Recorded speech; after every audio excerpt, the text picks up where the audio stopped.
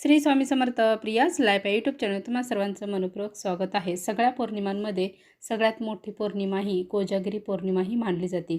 कोजागिरी पौर्णिमेला आपल्याला पूजा मांडणी ही कशा पद्धतीने करायची आहे, जी स्वामी समर्थ केंद्रानुसार आपल्याला सांगितली जाते, तशा पद्धतीने आपण पूजा मांडणी कशी करायची आहे। त्याचबरोबर ही पौर्णिमा नक्की 16 तारखेला आहे की 17 तारखेला आहे, आपल्याला नैवेद्य आहे तो कसा दाखवायचा आहे, पूजा मांडणी नक्की आपल्याला कोणत्या टायमिंगला आहे ती करायची आहे आणि सेवा कोणकोणत्या करायच्या आहेत, मंत्र स्तोत्र आहेत ते आपल्याला ते कोणते म्हणायचे आहे, ही जी कोजागिरी पौर्णिमा का साजरी केली जाते, त्याचं महत्त्व काय आहे, ही जी संपूर्ण माहिती आहे ती आज आपण या व्हिडिओमध्ये पाहणार आहोत। त्यासाठी हा व्हिडिओ स्किप करू नका, संपूर्णपणे पहा, जेणेकरून तुम्हाला सर्व काही सविस्तर माहिती आहे ते मिळेल।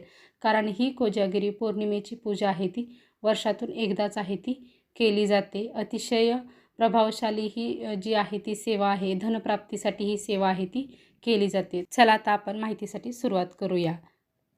ही पौर्णिमा नक्की कधी आहे ती पाहूया। बुधवारी रात्री 8:41 कोजागिरी पौर्णिमेला सुरुवात आहे ती होणार आहे। ती 17 तारखेला म्हणजेच गुरुवारी दुपारी 4:56 ही पौर्णिमा समाप्त होणार आहे। म्हणजेच आपल्याला ही जी पूजा आहे ती बुधवारी रात्री आपल्याला रात्री 12 वाजता ही पूजा करायची आहे।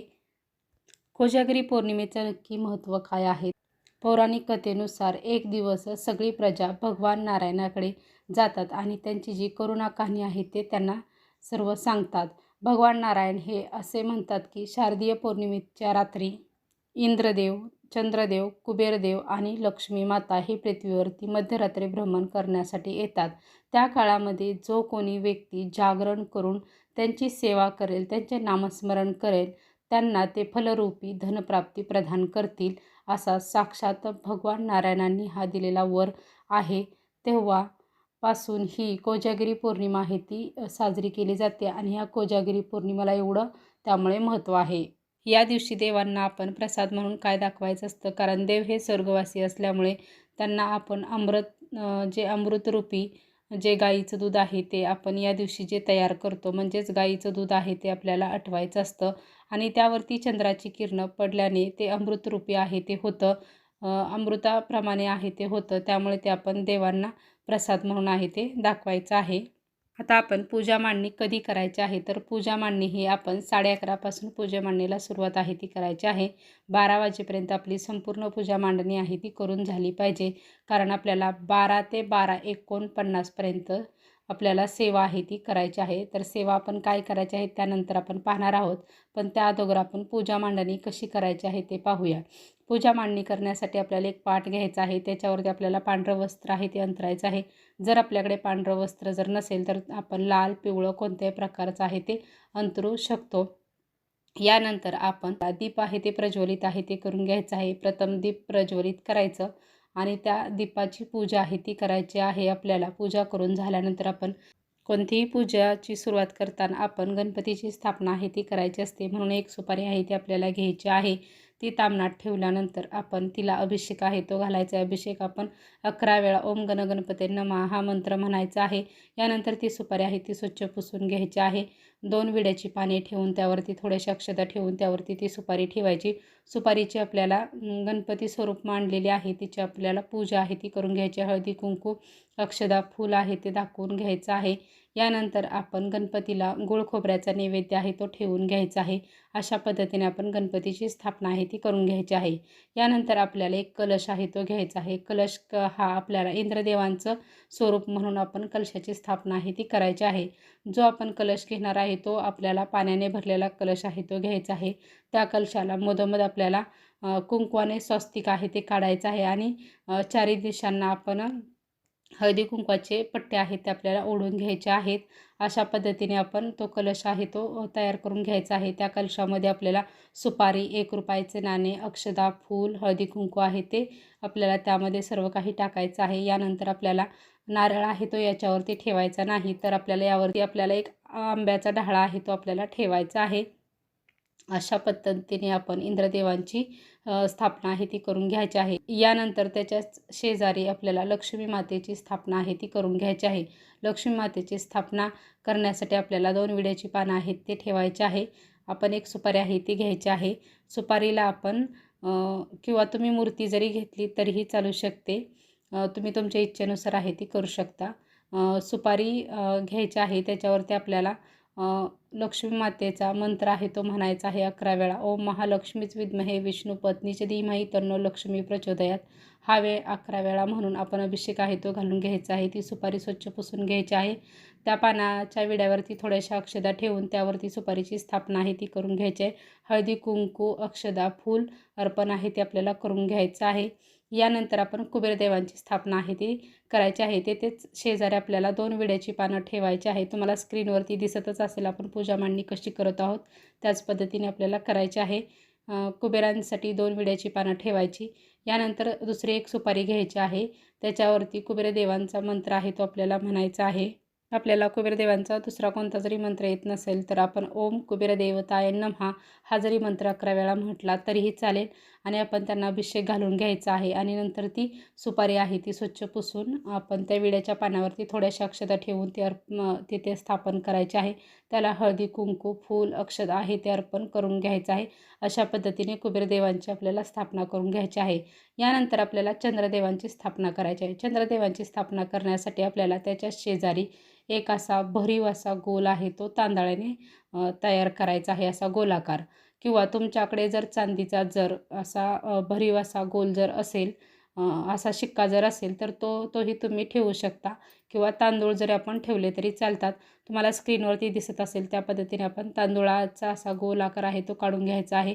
त्याला आपण हळदी कुंकू आहे ते वाहून घ्यायचं आहे. अक्षदा, फूल आहे ते अर्पण करून घ्यायचं आहे. अशा पद्धतीने चंद्रदेवांची पूजा आहे ती करून घ्यायचं आहे. आता आपल्याकडे जर श्रीयंत्र जर असेल तर आपण त्या पूजेमध्ये मांडू शकतो. किंवा तुमच्याकडे कुबेर यंत्र जरी असेल तरी तेही आपण आहे ते मांडू शकतो. ज्याप्रमाणे मी मांडलेलं आहे त्याप्रमाणे आपण श्रीयंत्र किंवा कुबेर यंत्र असेल ते मांडून घ्यायचं आहे. त्याची आपल्याला पूजा करून घ्यायची आहे. अशा पद्धतीने संपूर्ण पूजा मांडणी आहे ती साध्या सिंपल पद्धतीने अगदी सोप्या आहे अशी पूजा मांडणी आपल्याला करून घ्यायची आहे. ही पूजा मांडणी करून झाल्यानंतर आपल्याला नैवेद्य आहे तो दाखवायचा आहे. जो दूध आहे तो आपल्याला एका वाटीमध्ये घ्यायचा आहे आणि ते आपल्याला नैवेद्य म्हणून तेथे ठेवायचं आहे. नैवेद्य दाखवण्याच्या अगोदर आपल्याला त्या जागेवरती भरीव असा पाण्याने चौकोन आहे ते काढून घ्यायचा असतो आणि त्यावरती ती वाटी ठेवायची. त्या नैवेद्यावरती आपल्याला तुळशीपत्र आहे ते अर्पण करायचं आहे. ज्यावेळेस आपण गणपती बाप्पांना नैवेद्य दाखवला त्यावेळेस आपण तुळशीपत्र ठेवलेलं नाही, कारण गणपती बाप्पांना तुळशीपत्र हे चालत नाही. त्यामुळे गणपती बाप्पांच्या नैवेद्यावरती तुळशीपत्र ठेवायचं नाही.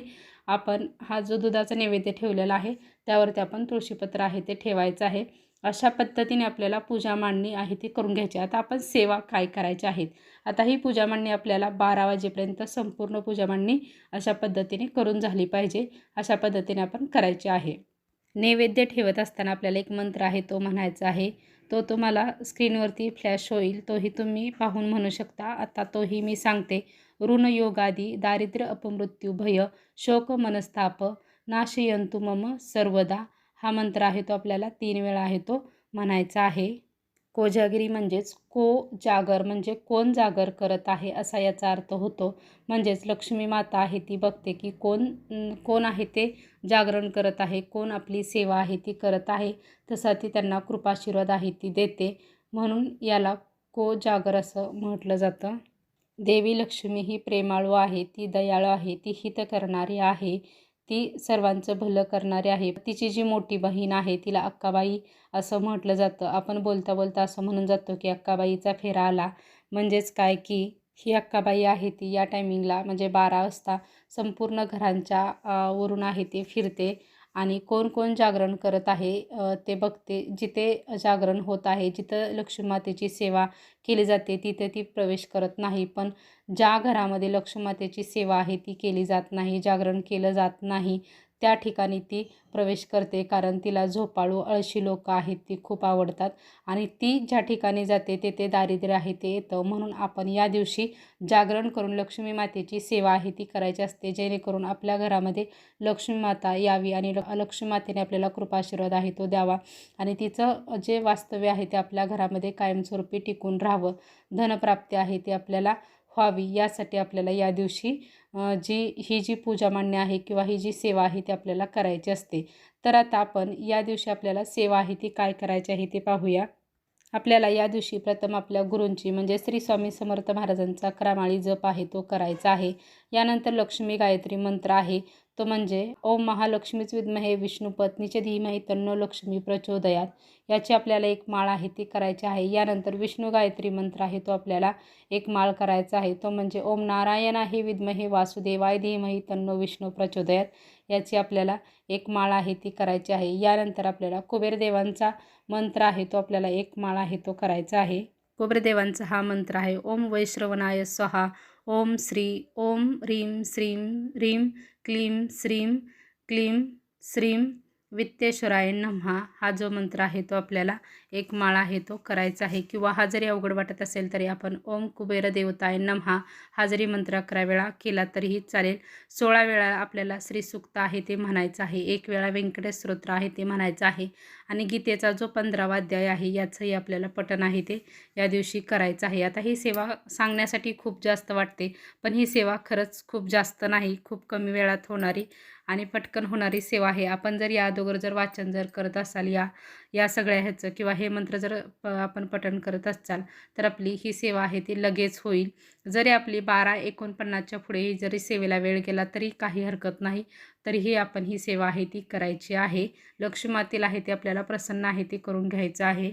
ही जी सेवा आहे ती आपल्याला वर्षातून एकदाच आहे ती करता येते. त्यासाठी आपण ही सेवा आहे ती जरूर आपल्या घरामध्ये आपल्याला करायचीच आहे. शक्यतो करून ही सेवा आहे ती नक्कीच करा. आता ही पूजा आहे ती आपण कधी उचलायची आहे तर ही पूजा आपण दुसऱ्या दिवशी सकाळी आहे ती आपल्याला पूजा आहे ती उचलायची आहे. आपण जे सुपारी ज्या घेतल्या होत्या त्या आपल्याला तशाच ठेवायच्या आहे. लक्ष्मीपूजनाच्या वेळेस आपल्याला ह्या सुपाऱ्या आहेत त्या उपयोगी पडतील. त्यामुळे अशाच ह्या सुपाऱ्या आहेत त्या आपल्याला ठेवून द्यायच्या आहेत. जी विड्याची पानं किंवा आंब्याचा डहाळा आहे ते आपण निर्मल्यामध्ये टाकून द्यायचं आहे. जे पाणी आहे कलशामधील ते झाडाला आहे ते घालून द्यायचं आहे. अशा पद्धतीने आपल्याला सर्व काही आहे ते अशा पद्धतीने ठेवायचं आहे. आणि जे तांदूळ आहेत ते आपण तांदूळ आपल्या जे घरात आहेत ते थोडेसे तांदूळ ठेवायचे आहेत आणि थोडेफार तांदूळ आहेत ते आपण पक्ष्यांना खाऊ आहे ते घालायचं आहे. आणि जो आपण दूध म्हणून प्रसाद ठेवलेला होता तो आपण रात्रीचं नंतर प्रसाद म्हणून सगळ्यांनी घ्यायचा आहे आणि सगळ्यांनी तो खायचा आहे. अशा पद्धतीने कोजागिरीची आपल्याला पूजा मांडणी आणि सेवा आहे ती करायची आहे. श्री स्वामी समर्थ.